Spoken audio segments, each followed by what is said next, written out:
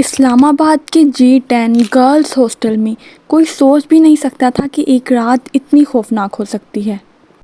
یہ تھی ایمان فیروز، 22 سال کی ایک انٹیلیجنٹ لڑکی جو کہ مانسہرہ سے بلونگ کرتی تھی اور انٹرنیشنل اسلامک یونیورسٹی اسلام آباد میں IR کی اسٹوڈنٹ تھی۔ اپریل 2025 کی رات ایک نامعلوم شخص ہاسٹل کی دیوار پھلانگ کر ہاسٹل میں داخل ہو جاتا ہے اور تقریباً 1:30 پر ایمان کے کمرے کے دروازے کے سامنے ہوتا ہے۔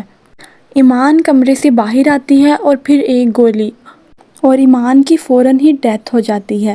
ہاسٹل کے اسٹاف ایمان کو فوراً ہاسپٹل لے کر جاتے ہیں مگر اس کی ڈیتھ ہو چکی ہوتی ہے۔ دوسرے روم میٹ کے مطابق وہ آدمی جس نے ایمان کو شوٹ کیا اس کی عمر تقریباً 25 سے 26 سال تھی اور اس نے سفید کپڑے پہنے ہوئے تھے۔ پولیس نے سیکشن 302 کے تحت ایویڈنس اکٹھے کیے، CCTV کی فوٹیج دیکھی گئی لیکن ابھی تک اس نامعلوم شخص کے بارے میں کچھ بھی پتہ نہیں چلا۔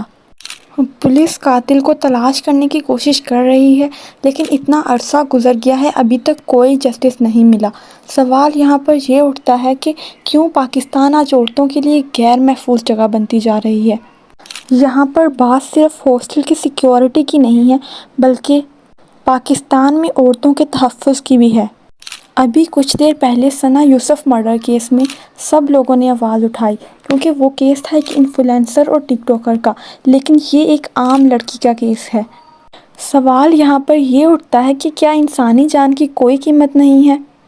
ایسے کیسز کی سب سے بڑی وجہ وہ سکھ مائنڈ سیٹ ہے جو ہماری سوسائٹی پروموٹ کر رہی ہے، جس میں ایک بہت بڑا ہاتھ پاکستانی ڈرامہ انڈسٹری کا بھی ہے۔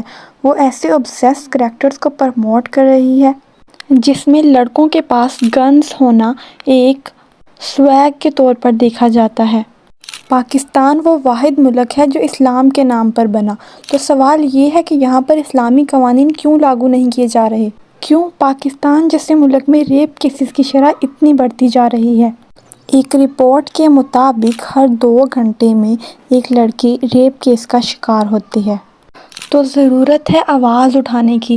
جب تک ظلم کے خلاف ہم آواز نہیں اٹھائیں گے تو ظلم ختم نہیں ہوگا۔